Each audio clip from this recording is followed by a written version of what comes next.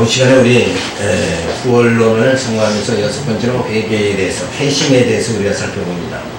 회개란 마음을 돌이키다라는 뜻입니다.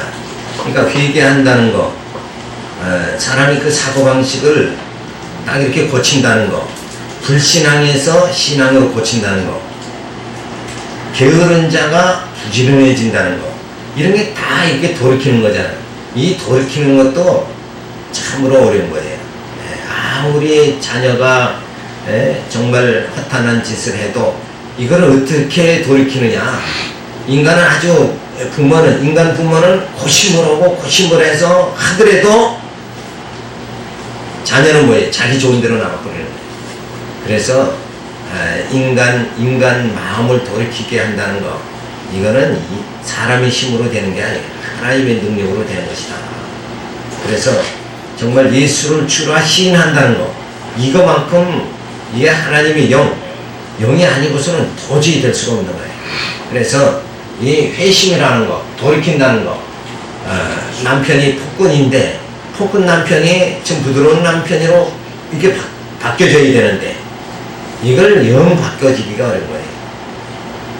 그래서 그저 아내가 어렵게 바느질 품 팔아서 얼마 몇 푼이 주어지는 거 가지고 가족들을 아이들을 먹이고 살려야 되는데 남편은 자기 술 먹기 위해서 그 돈까지 또 뺏어가고 벌어다 주는 게 아니라 그 돈까지 뺏어가는 이런 그런 인생을 평생을 살아가는데 평생 동안 그걸 고치지 못하는 거예요. 그렇게 인간이라는 게 돌이킨다는 게 그만큼 어렵습니다. 이게 회개한다는 거. 그래서 뭔 잘못했을 때 하나님 앞에서도 내가 죄인입니다. 내가 잘못했습니다. 하나님 그걸 가장 기뻐하는 거예요. 다 우리는 죄덩어리잖아요. 죄덩어리인데 하나님 기뻐하는 건 뭐예요? 깨끗해지는 걸 하나님 기뻐하는 게 아니라 회개하는 심령을 더 기뻐하신다. 그래서 이 회심이라는 거, 마음을 돌이킨다는 거, 이게 굉장히 어려운 것이고, 이건 예컨대 성령의 감동으로 인간이 자기 죄를 깨닫고 뉘우치는 심령의 변화와 사상 감정의 변화가 일어나는 것을 회개라고 이렇게 한다. 그러니까 성령의 능력이 아니면 도저히 이게 돌이킨다는 게 어려운 것이다. 그러니까 땅의 소망만을 가지고 살던 사람이 하늘의 소망을 갖는다는 것, 그리고 모든 탐심을 갖다 마음을 다 비운다는 것, 이 자체가 굉장히 어려운 거죠. 힘든 거. 그래서 이방 종교에서는 자기 마음을, 이 마음의 그 탐심, 마음의 모든 잡생각을 없애기 위해서 어디 산속으로 조용히 들어가서 정말 돌을 닦고 이러는 것이 뭔가, 그게 다 그걸 벗어나기 위한 거죠. 근데 그래도 그 벗어나기가 어려운 거다. 따라서 회개는 죄의 싸움을 받기 위한 선행 조건으로서 불신자의 상태에서 하나님께로 마음을 방향을 전환하는 행위다. 그래서 우리가 내가 지금 회개한다. 이것은 뭐예요? 성령께서 나를 예수님 오셔서 죽었던 나를 살려가지고 이제 하나님께 향할 수 있도록 만들어 주셨다. 그래서 그리스도의 영으로 살게 해주셨어요.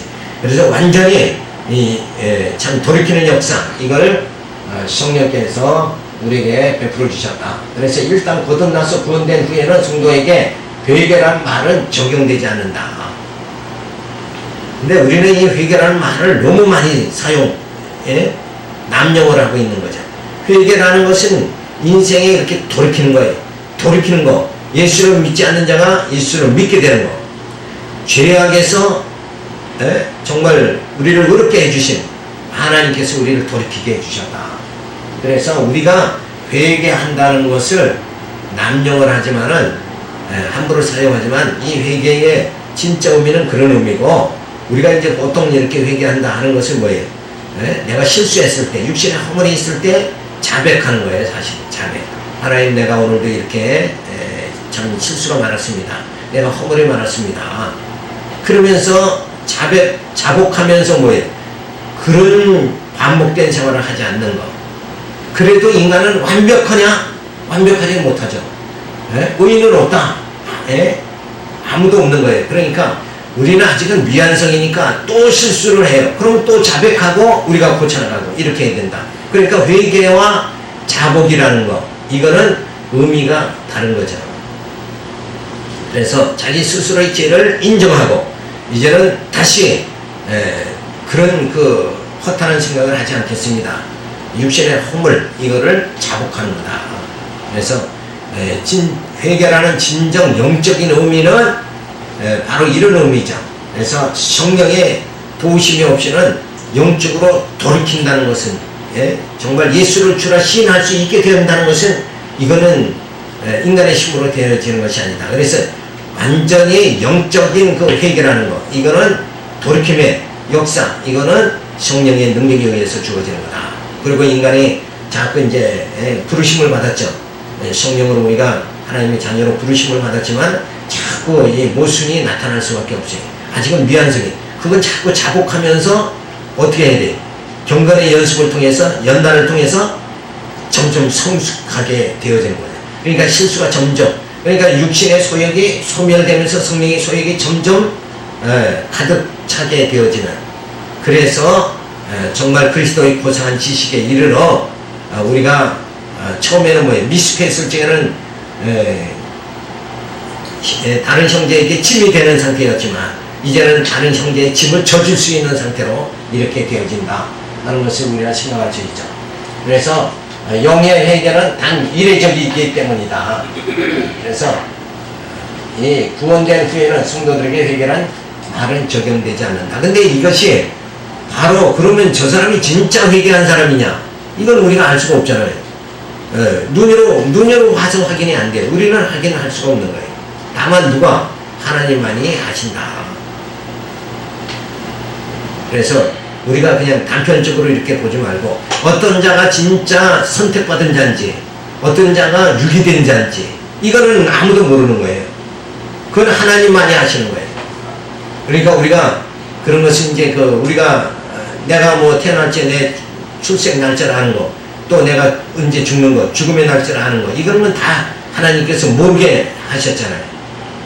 그거는 마찬가지로 저 사람이 진짜 구원받은 백성인가 정말 회개한 사람이냐 회개하지 않은 사람이냐 이런 건 알 수가 없죠. 그래서 전에도 보면 교도소에서 이 사람이 예수를 믿게 돼가지고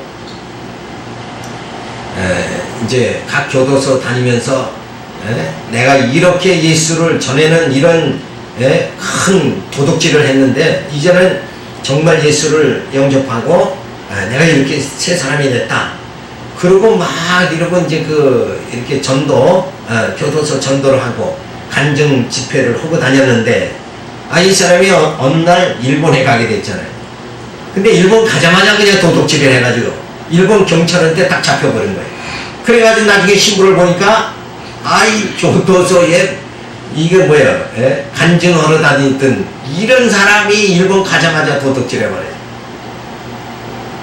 그래서 참 사람이 인간이라는 건 진짜 믿을 수가 없구나. 어떻게 그 사람이 도둑질을 일본 가자마자 하느냐.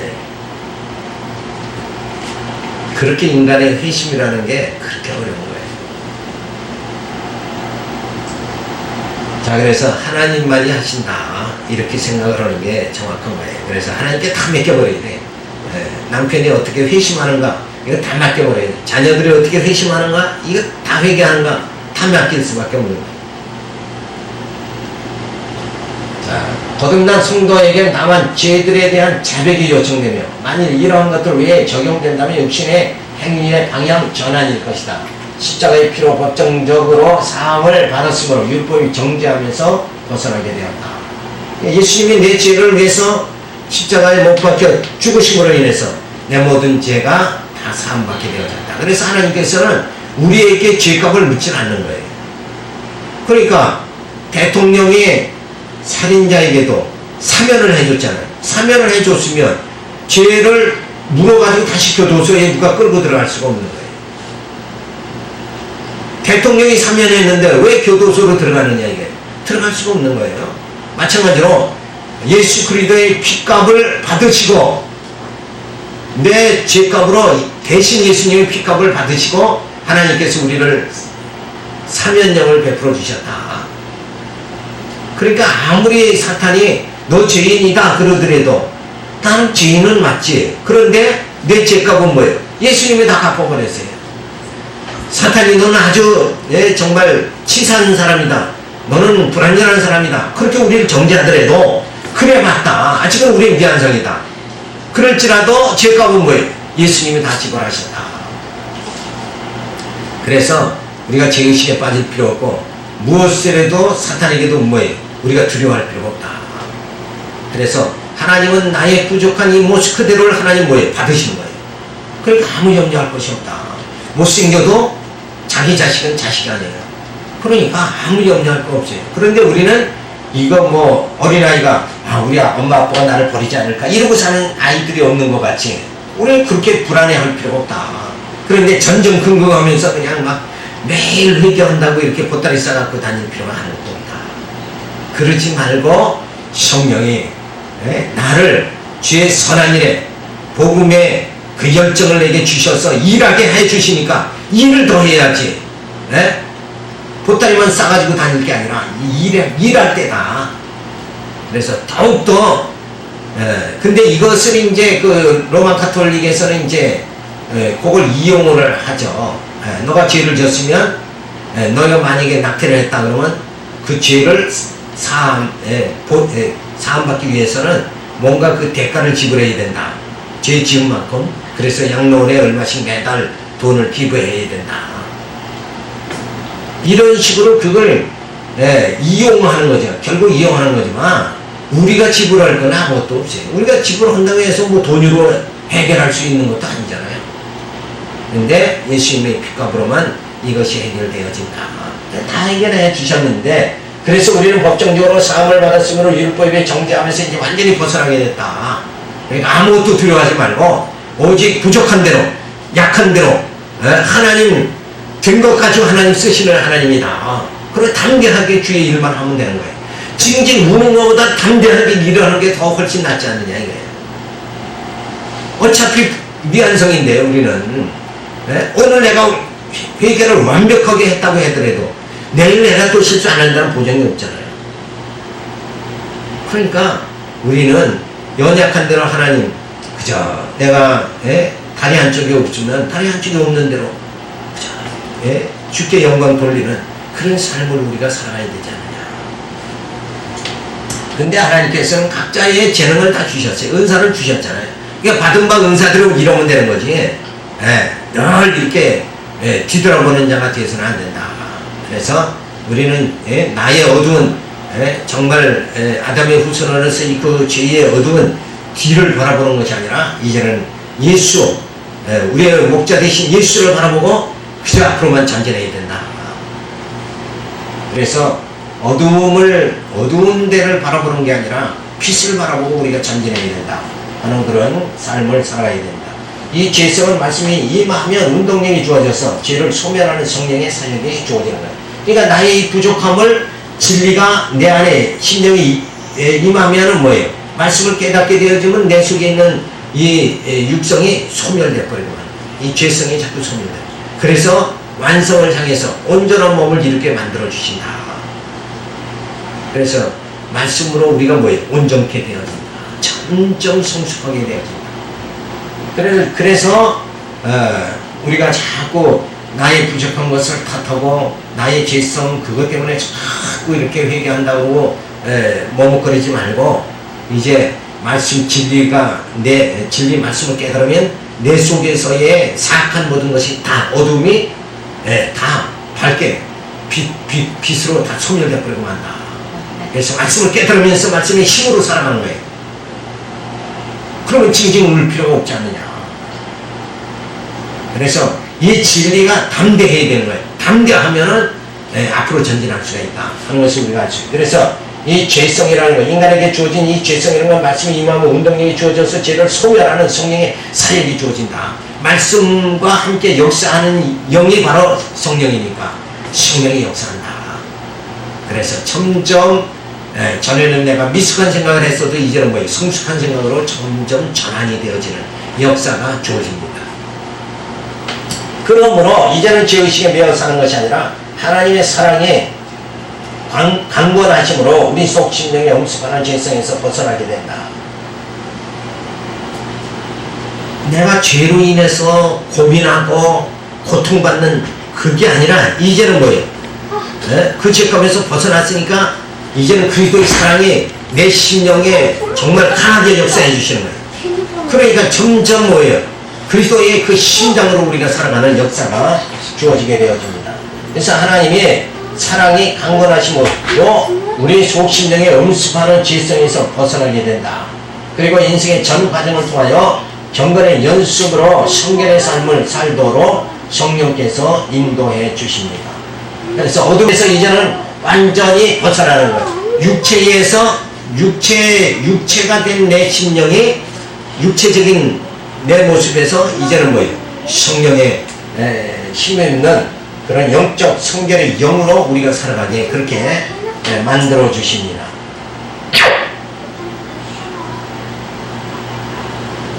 구원의 서정 방법 중에서 우리가 지금 회심에 대해서 살펴보죠. 회개에 대해서 살펴보는데 이 회심이라는 건 뭔가 방향 전환이다. 그래서 죽음의 길에서 생명의 길로 나아가는 것을 말한다. 이게 근본적인 회개예요. 여전히 만약에 내가 육체의 허물이 있죠. 그거를 가지고 내가 오늘도 이런 욕심을 냈습니다. 그리고 또 회개하더라도 자꾸 어디로 가지 못하면 안 돼요. 이 생명의 길로 나가지 않고 맨날 내가 오른손으로 범죄했습니다. 왼손으로 범죄했습니다. 이걸 이렇게 내가 오늘도 또 누구 위했습니다. 이걸로 그냥 점점 근거하고 살다가는 어디로 못 가는 거예요. 생명의 길로 나가지 다른 박질을 하지 못한다. 그것이 뭐예요? 다른 회심의 길이 회심이 아니다. 진정한 회개라는 건 뭐예요? 정말 이 생명의 길로 주단을 치는 것, 그것이 바로 회심이다. 그래서 회심이라는 것이 이렇게 방향 전환이다. 그저 조금만 허물이 있으면 어디 손 다치면 아까 전기 말라고 요럴 정도가 아니라 완전히 인생 자체가 뭐예요? 생명의 길로 이렇게 죄에서 어둠의 길에서 생명의 길로 이렇게 방향 전환하는 거다. 그것이 회개다 하는 것을 말하고 있죠. 근데 사람이 자기 자꾸만 실수는 자꾸 이렇게 반성할 줄 알면서 진짜 큰 걸 잊어버리고 살면 안 돼요. 그러니까 가장으로서는 가정을 책임지고 가정의 모든 경제 이런 걸 책임지고 나가야 되는데 맨날 가정이 돼가지고 조금 돈 생기면은 사이다나 사먹고 콜라나 사먹고 이러면서 아이들 진짜 뭘 해결을 못 해주는 거예요. 교육비를 해결을 못하고 이런다 그러면 진짜 그게 어떻게 가장이냐. 그러니까 사소한 것은 어떻게 하는데 큰 걸 볼지 못하는 거.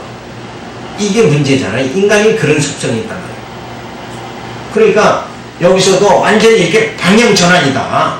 이제는 내가 육으로 사는 것이 아니라 영으로 사는 거다. 내가 지금은 겉사람으로 살아가는 것이 아니라 내가 완전히 이제는 속사람으로 살아가는 것이다. 이러고 영적 방향이 전환되는 그게 바로 회심이다 하는 것을 말해주고 있죠. 그러니까 소극적 의미에서의 회개 이것이 아니라 큰 의미에서 대의적 측면에서 회개다. 이걸 우리가 살펴봐야 됩니다. 그래서 이 회심은 성령의 역사다. 인간의 의지와 관계없이 성령의 강건하심으로만이 이루어진다. 그래서 전에는 내가 어둠의 길로 향했지만 이제는 빛 가운데 행할 수 있는 것.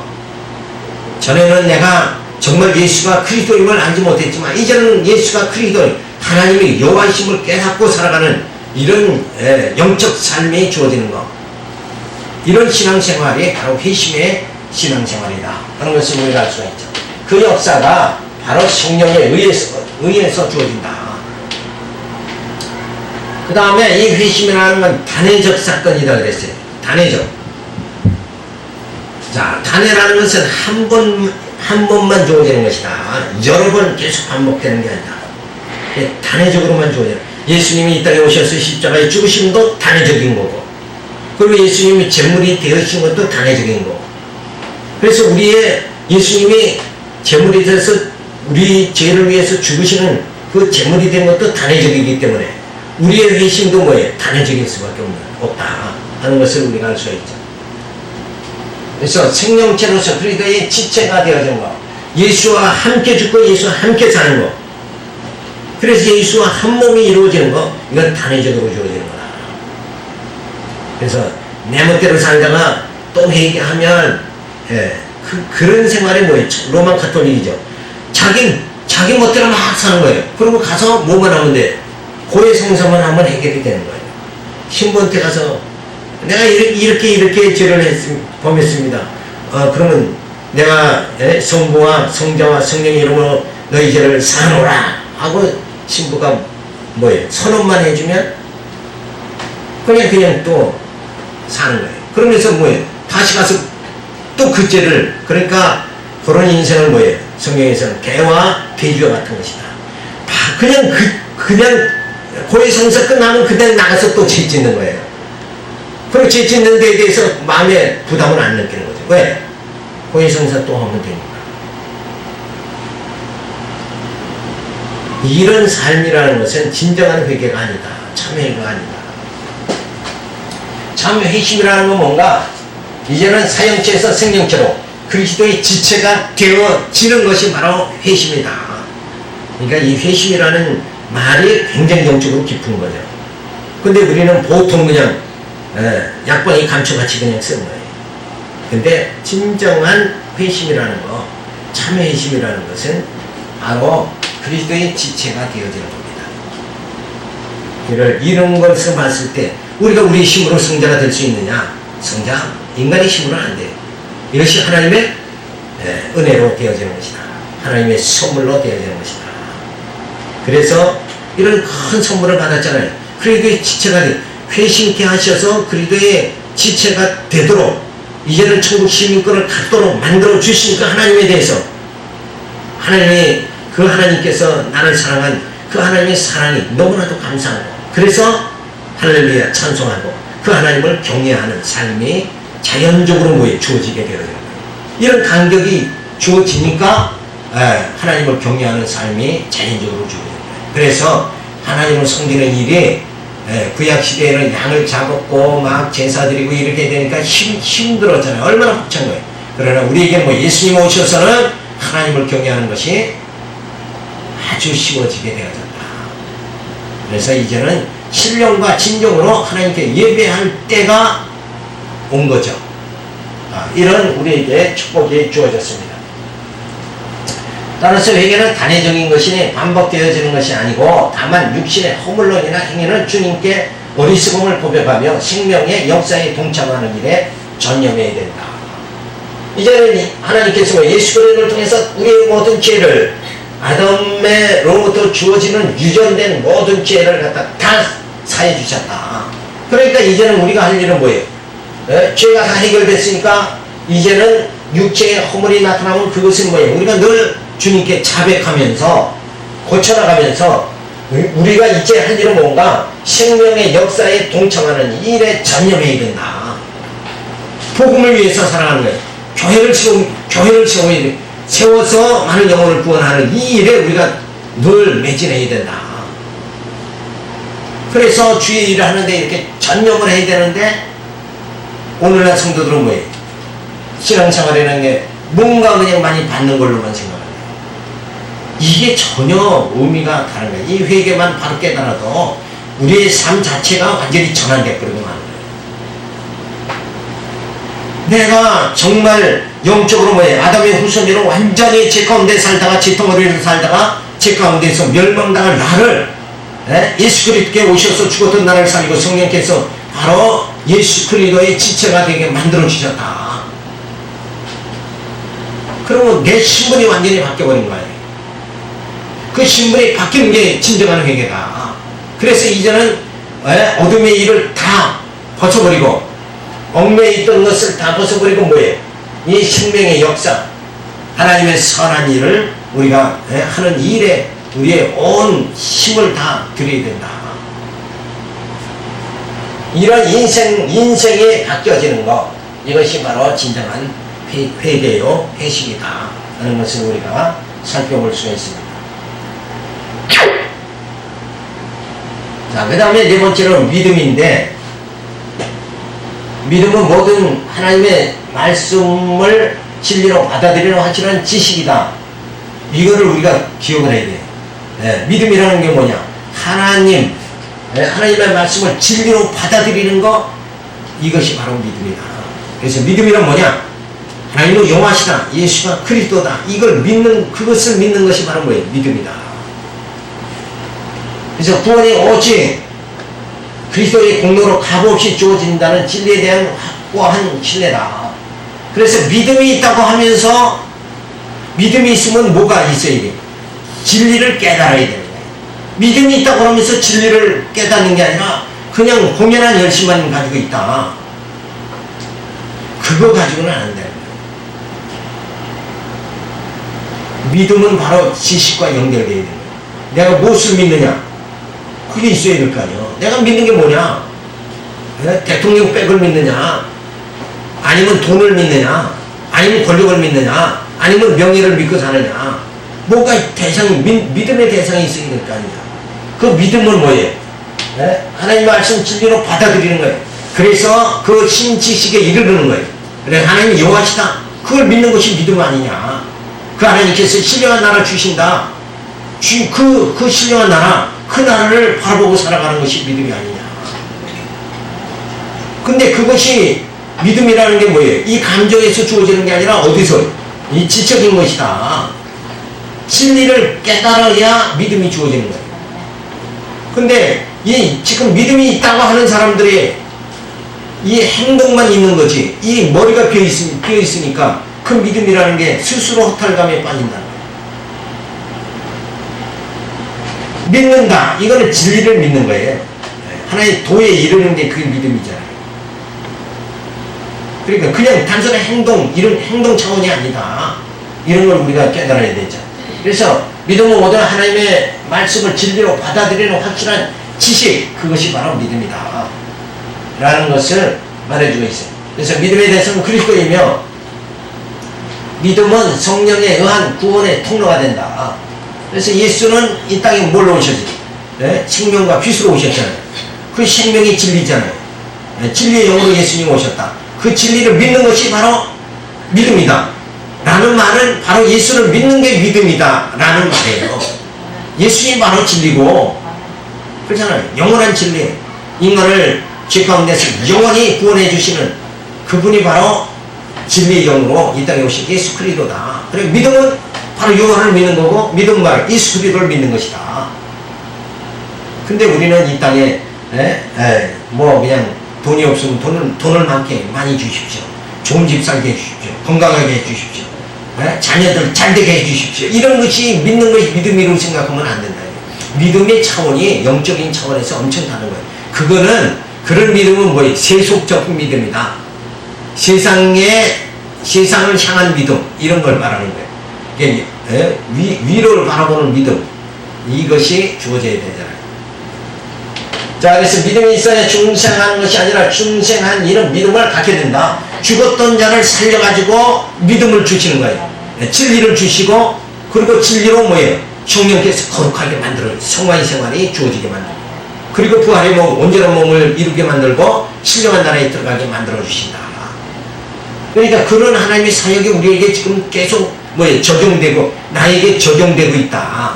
그래서 말씀을 듣기도 하고 깨닫기도 하고, 속사람이 야, 내가 이렇게 정말 육체적으로 살면 안 되겠구나. 그렇게 영적으로 살아가고자 하는 거예요. 갈급한 심령을 자꾸 소원을 주시는 거예요. 그래, 교회 다니고 싶은 소원이 없으면 뭐예요? 교회 못 나오는 거죠. 세상으로 나가야 되잖아요.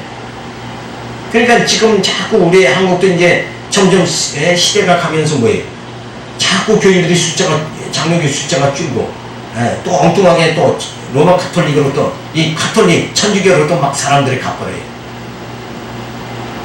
그러니까 천주교 가면은 머리 다 빈 사람이 가는 거예요. 거기는 머리 쓸 필요가 없어요. 거긴 다 신부가 다 해주는 거고. 그런데 개신교의 우리 개혁신학의 핵심이 뭐예요? 바로 설교, 말씀이잖아요. 말씀 선포가 장로교의 핵심이고, 그러면 저희 카톨릭에는 뭐예요? 의식이 핵심이란 말이에요. 거기 가면 그냥 의식으로, 보혜 성사, 그냥 의식으로 그냥 하면 끝나는 거예요. 그러니까 차원이 전혀 다르다. 그래서 로마 카톨릭은 아예 16세기에는 성경 자체를 누구만 보는 거예요? 신부만 보고, 거기서는 이제 평신도라고 그러죠. 평신도들은 아예 성경 못 보게 했잖아요. 그런데도 지금 장로교에서 또 글로 간다는 것은, 무식한 쪽으로 가는 거예요. 유식한 데서 무식한 쪽으로 가는 거라고. 그것이 얼마나 어리석은 거냐. 그래서 믿음이란 하나님의 구원의 은총과 사랑을 알고 자신의 죄와 비참을 아는 놀라운 지식이며 그리스도를 알고 영접하는 구원론적 믿음을 가리킨다. 그래서 믿는 것이 뭔가? 바로 그리스도를 영접하는 것이다. 그래, 믿음은 그리스도에 대한 단순한 삶이 아니라 그리스도로 인한 구원이 확실하고 효력이 있다는 사실을 깨닫는 그리스도에 대한 확신과 신뢰이다. 그래서 진짜 믿음 있는 사람은 어떤 신뢰와 확신이 주어져야 돼요. 예수와 같은 삶을 살아가야 된다. 주님의 삶을 살아가야 된다. 이게 완전히 믿음 있는 사람이다. 믿음에 성숙한 자는 그 삶 자체가 어떻게 돼요? 주님의 삶을 살아가야 돼요. 그리스도의 향기가 나타나야 된다. 근데 이게 믿음이라는 것이 어떤 뭐 조건적으로만 생각하면 그런 게 지금 완전히 이렇게 돼 있지만 진짜 믿음이라는 게 뭐예요? 이런 의미다 하는 것을 우리가 살펴봐야 돼요. 그래서 믿음의 근거는 뭐냐? 하나님의 영원하신 선택으로 말미암아 성령의 역사에 관한다. 그래서 말씀을 듣게 하고 믿게 하는 성령의 역사에 의해서 우리가 믿음이 주어진다. 그리고 믿음의 성장은 뭔가? 성령의 조명을 통하여 택한 자의 눈을 열어주시고 속사람이 성숙해지게 하여 점진적으로 믿음이 자라나게 합니다. 속사람이 점점 진리에 그리도 아는 지식에 점점 고상한 단계로 들어가는 그것이 뭐예요? 그게 믿음의 성장이다. 무슨 많이 갔느냐 못 갔느냐 이런 차원이 아니라, 그런 세속적인 차원이 아니라 내가 점점 내 속에 있는 죄의 잔재가 소멸되면서 뭐의 성품? 신의 성품에 점점 이르러 가는 것이 뭐예요? 그게 믿음의 성장이다. 그래서 이 믿음이라는 게 뭐 내가 무슨 믿고 안 믿고 이런 뭐 그 아주 초등학문적인 그런 의미가 아니다. 이 자체 믿음이라는 게 뭐예요? 믿음의 성숙이라는 것은 내가 육신의 모든 그 잔재를 벗어버리고 신의 성품, 그리스도의 고상한 지식, 그리스도의 그 성품으로 점점 내가 변화되어지면서 속사람이 자라나는 것, 이것을 의미한다. 그러니까 20년, 30년, 50년 신앙생활 했다는 권사님이 그냥 믿음이 있다 그러면서 육성이 그냥 막 폭발하는 거예요. 어떻게 믿음이 있다고 할 수가 있느냐? 이 믿음은 변화하는 거예요. 성숙해지는 거다. 진짜 내가 무엇을 확실히 믿는다 그러면 뭐예요? 달라져야죠. 예수가 진짜 그리스도이고 하나님 여호와이시다는 걸 믿었다 그러면 여호와 하나님을 믿는 사람이 벌써 뭔가 자기 이 육신의 소욕이 뭐예요? 이게 소멸돼야지. 육신의 소욕이 가득 찬데 내가 믿음이 있다. 그 믿음이 없는 자기 스스로를 속는 거예요. 그건 믿음이 아니에요. 믿음 있는 자가 어떻게 그렇게 될 수가 있느냐. 자, 이 믿음이 없이는 하나님을 기쁘시게 할 수도 없거니와 하나님의 계신 것과 그를 찾는 자들에게 상을 베푸신다는 사실조차 깨달을 수가 없다. 자, 믿음이 없는 상태는 바로 육성에 가득한 상태잖아요. 육신의 소욕이 그냥 막 덩어리가 된 상태. 여기서는 자기 스스로는 육체적으로 믿음이 있다고, 교회 신앙생활을 20년, 30년, 50년 했으니까 믿음이 있다고 할지라도 뭐예요? 믿음의 성장은 없는 거죠. 자라나지는 못한 거잖아요. 안진뱅이 상태라. 안진뱅이라고 해서 사람이 아니라고 할 수는 없잖아요. 사람은 사람인데 안진뱅이단 말이에요. 성장이 안 되는 사람이다. 그러니까 이런 이 믿음에 대해서 확실하게 깨달으면 이게 성장이 주어지는 거예요. 믿음이라는 게 그렇구나. 내가 믿는 것이 이거구나.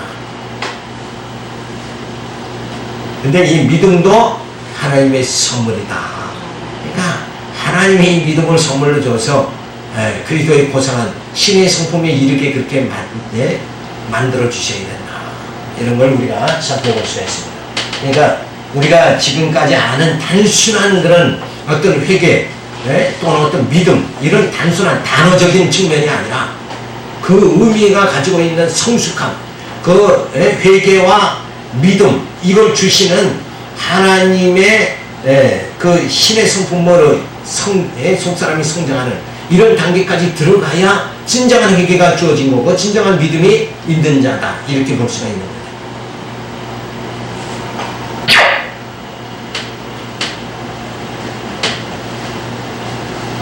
그 다음에 그래서 구원의 선정에서 방법론에서 믿음은 바로 진리의 세계에 들어가는 것. 그게 바로 믿음이다. 그 진리의 세계를 내가 인식하고 살아가는 거예요. 근데 믿음이 있다고 하면서 늘 현실세계만 인정하고 인식하고 살아간다. 그래서 이 땅에서 내가 이렇게 믿음 생활했을까 하나님이 이만큼 또 인도해 주실 것이다. 그러면서 현상세계에서 잘 되는 것만 생각하고 산다 그러면 이 믿음의 근본적인 이해를 못한 것이다. 믿음이라는 건 뭔가 진리의 세계로 진입하는 게 믿음이다. 그렇죠? 믿음이라는 건 바라는 것들의 실생이 보지 않는 것이 증거라고 그랬어요. 그러니까 그 신령한 나라가 내게 임했다고 생각하고 살아가는 것이 믿음이다. 근데 현상세계에서 잘 사는 거 능력이 있으면 잘 살아요. 어떻게 장사하다 보면 또 잘 살잖아요. 그거는 뭐 믿지 않는 사람도 가능한 얘기 아니에요. 믿지 않는 사람도 예수를 안 믿어도 가능한 거예요. 예수 안 믿는 사람 중에 부자가 얼마나 많으냐. 정주영이도 예수 안 믿었지만 부자잖아요. 그러니까 땅 아래 것으로 그렇게 하는 게 아니라 영원한 것. 자, 진리의 세계에 내 마음이 이르게 되어지는 게 그게 믿음이다. 내 마음 자체는 속죄에 있으면서 제 속에 꽉 쪄들어 있으면서 나는 믿음이 있다. 그러면 그게 믿음이 진짜 가치 있는 믿음이 아니잖아요. 실제적인 믿음이라고 볼 수 없어요. 내 마음 자체가 뭐예요? 이 진리의 세계로 진입되어져야 된다. 그래서 말씀을 진리로 받아들이는 이 지식이 주어져야 된다. 근데 생각하는 건 늘 땅의 것만 생각하고 위의 것을 전혀 생각하지 않는다 그러면 그건 믿음이 있는 자다. 이렇게 할 수가 없다고 봐야죠. 까놓고 얘기하면 그거 없다고 봐야지. 어떻게 땅의 소망만을 갖고 사는 사람을 믿음 있다고 할 수가 있느냐. 그냥 그렇게 이 땅에서 잘 먹고 잘 살다가 죽어야지. 그건 세상 사람이랑 똑같은 거 아니냐. 세상 사람과 다른 건 뭐예요? 우리가 다른 건 뭐예요? 이 진리의 세계, 진리의 충만한 세계, 바로 그리스도의 왕국, 그리스도의 승리의 날을 바라보고 살아가는 것이 믿음이다. 이게 차원이 다른 거 아니냐 이거예요. 근데 차원은 역시 세속적이면서 어떻게 믿음이 있다고 할 수 있느냐. 그러니까 오늘날 많은 신앙생활 몇십 년 신앙생활 해도 이 차원이 바뀌질 않는 거예요. 그냥 세속적으로 살아가면서 여전히 나는 그냥 뭐만 따지는 거예요. 이방 종교 믿는 사람까지 날짜만 따지는 거예요. 어느 날이 좋은 날인가? 이사 갈 때 어느 날이 좋은 날이 이거 따지는 사람하고 별다를 게 없는 거예요. 그냥 내가 신앙생활 몇십 년 몇 살부터 몇 살까지 했다. 이거 숫자 노름해가지고 되느냐 이게. 그것이 아니라 진짜 진리의 세계를 바라볼 수 있는 그런 영적 상태가 되어져야 믿음 있는 자라고 볼 수 있지 않느냐. 우리가 뭘 믿는 거예요? 신령한 하나님 나라를 그 나라가 하늘과 새 땅을 바라보는 게 그게 믿음 아니냐 이거예요. 그럼 그 하늘과 새 땅이 뭐예요? 세속적인 것이 아니지 않냐. 그 영적인 나라 그 나라를 바라보는 거다. 그러니까 믿음은 자기가 세속에 꽉꽉 듬뿍 빠져서 산다 그러면 그건 믿음이 있는 자다 할 수가 없다. 분명한 거죠. 그래서 진리의 세계를 바라보는 그 믿음이 주어지고 그 믿음의 대상은 그래서 바로 하나님의 여호와 예수는 그리스도다. 하나님은 영원하신 분이니까 영원하신 분을 믿는 것이 믿음이다. 시간 세계를 바라보는 게 믿음이 아니라 영원 세계를 바라보는 게 믿음이다. 너무나도 분명하지 않냐. 그리고 예수는 그리스도다. 우리를 하여금 그 신령한 세계에 들어가게 만들어 주시는 분이 누군가? 우리의 왕, 영원한 왕 되신 예수 그리스도다. 그 예수를 바라보고 그 예수를 믿고 그 예수를 쫓아가는 것이 바로 뭐냐? 그 예수와 더불어서 영원한 신령한 세계에 들어가는 것이 바로 믿음이다. 그래서 믿음의 표대가 뭐냐? 바로 신령한 몸, 신령한 나라다. 자, 믿음은 바로 내가 이렇게 지금 썩어질 몸이자 썩지 아니할 몸을 입는다는 것이 바로 믿음. 그렇게 될 것을 바라보는 것이 믿음이다. 그리고 그 신령한 나라, 썩어질 나라가 아니라 썩지 아니할 영원한 나라, 무너지지 아니할 영원 나라를 바라보는 것이 뭐예요? 그게 믿음이다. 우리 믿음은 어디 있느냐? 바로 여기에 있다 하고 담대하게 말할 수 있게 되어져야 그게 믿음 있는 자가 되어진다. 근데 맨날 그저 어디 아프면 이거 낫게 해주세요, 저거 낫게, 건강만, 그저 물질 없으면 왜 내가 이렇게 병들고 가난하면 하나님 영광 내가 가린다 이러고 살아나간다는 것이 얼마나 이 신지식에 신학적인 지식에 너무나도 없는 거다 이거야. 그러니까 믿음이 성숙하면 이룰 수가 없는 거죠. 우리가 뭔가 성숙해진다는 건 뭐예요? 유치원 다닐 때보다, 국민학교, 초등학교 다닐 때보다, 중학교, 고등학교, 대학교 어디가 지적으로 성숙하다고 볼 수 있어요? 대학교를 다녀야 성숙한 거 아니냐 이거예요. 유치원보다는 생각하는 게 깊어지지 않느냐 이거예요. 바로 믿음의 성숙이라는 거, 바로 믿음의 표대라는 거, 그렇게 성숙해져야 된다. 믿음이 있다고 하면서도 꼭 유치원 같은 생각만 하고 영적으로 봤을 때 유치원생 같은 생각하고 산다. 네?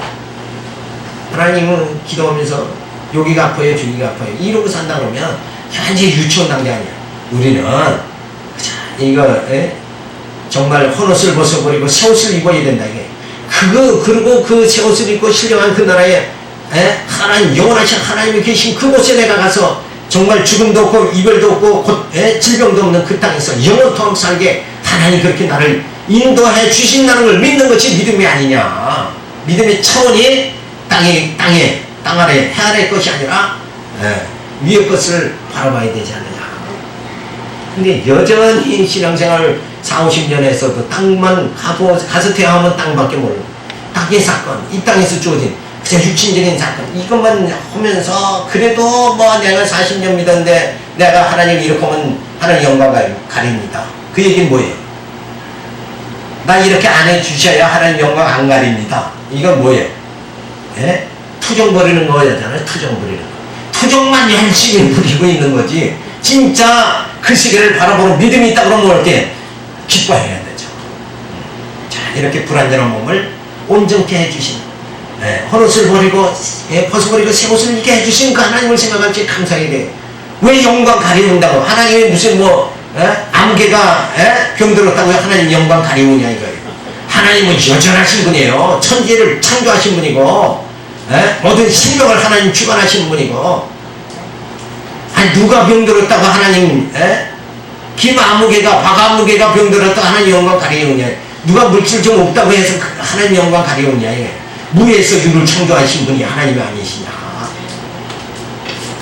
그래서 믿음의 표대가 무엇인가? 믿음이 성숙한, 내가 믿음이 있다 그러면 생각하는 것이 달라져야 돼. 표대가 달라져야 된다. 이런 진정한 의미를 바로 깨닫고 신앙생활을 해야 되는데, 이 어느 정도, 믿음이라는 게 어느 정도의 이 범위를 가지고 있는가? 믿음이라는 게 진정한 의미가 뭔가 이런 걸 깨닫지 못하니까 그냥 자기가 뭐 하면 그냥 뭐 하면 이러고 산다 이게. 이런 그저 이런 단순한 그런 관계가 아니라 믿음이라는 게 뭐예요? 영적인 것, 형이 상학적인 것이다. 육체적인 것, 보이는 것이 아니다. 이런 걸 우리가 설명해야 됩니다. 따라서 성령의 조명하심 따라 말씀의 세계로 들어가서 믿음의 역사와 연단을 통하여 속사람이 성숙해져서 그리스도의 영광을 소망하는 것이 믿음의 실체다. 그러니까 믿는다는 것이 뭐예요? 현상을 믿는 게 아니라 하나님 그 영광, 거기를 영광을, 그리스도의 영광을 소망하는 것, 그 세계를 소망하는 것이 바로 믿음이다. 우리가 바라는 것들은 땅의 것이 아니다. 위의 것이다. 신령한 것이다. 이걸 생각할 적에 우리는 늘 감사해야겠죠. 내가 이 믿음을 가지고 살게 됐다. 이게 얼마나 축복이에요. 그래서 하나님의 선물이다. 딴 사람들은 전부 수많은 사람들이 지금 땅만 바라보고 살아가는데 우리는 뭐예요? 그 신령한 세계를 바라보고 믿음으로 살아갈 수 있게 만들어 주셨다는 게 이게 얼마나 축복이냐. 이 놀라운 축복을 받았는데 예수 믿는 사람이 힘이 없어서야 되겠느냐 이게. 힘 있게 살아야 돼. 가난해도 힘이 있어야 되고, 병들어도 힘이 있어야 돼요. 병 드는 건 당연한 거지. 어떻게, 그게 하나님 섭리잖아요. 나이 많고 늙으면 병 들고. 그러면 뭐예요? 죽게 되면 하나님 불러가는 거잖아요. 이게 하나님이 정하신 순서인데, 이걸 안 어겼다 그러면 누구한테 불순종하는 거예요? 하나님한테 불순종하는 거야. 그러니까, 병 드는 것이 하나님의 섭리예요. 그냥 병 안 들겠다고 고집히는 것도, 좀 우스운 얘기지만, 그것도 일리를 얘기하면은, 그게 하나님 앞에 불순종하는 거예요. 하나님 병들게 하면 병들고, 낮아지게 하면 낮아지고, 그 대신 하나님 어때요? 높여주신다. 영광의 그날, 그리스도의 영광이 나를 들어가게 그날에 참여하게 만들어 주신다. 그날에 그리스도의 영광의 날에 칭찬과 영광과 존경을 받게 해주시겠다. 이 하나님의 약속은 반드시 성취된다. 이 믿음이 주어지니까 병들어도 감사하고 물질 떨어져도 감사하고. 그러나 이 땅에서 꼭 물질 떨어지는 건 아니에요. 하나님이 또 주실 때는 또 많이 주시니까 그거 가지고 또 주를 위해서, 복음을 위해서 또 열심히 일하고. 이러고 살면은 이게 믿음의 생활이 아니냐. 그래서 믿음은 바라는 것들이 실상에 보지 않는 것의 증거다. 믿음은 현상적인 것이 아니라 영적인 것, 형이 상학적인 것이다. 큰 세계를 바라보면서 오늘 내가 거기에 이르렀다 생각하고 그 하나님 축복 가운데 저 말씀의 힘을 얻어가지고, 말씀의 힘을 가지고 정말 주의 선한 일에 복음의 역사에 동참하며 살아가는 이런 삶이 바로 믿음의 삶이다. 그러니까 맨날 여기가 아프네요, 저기가 아프네요 이러지 말고 진짜 이 복음에 동참은 일할 때 힘이 주어지는 거예요. 일하는 자는 병도 안 드는 거예요. 그러니까 영적으로 담대하게 나갈 수 있는 그런 삶을 살아가니 바라가지고 말씀드렸습니다. 하나님 감사를 드립니다. 그래서 우리가 점점 더 성숙하게 영적으로 전할 수 있도록 이렇게 귀한 말씀을 주신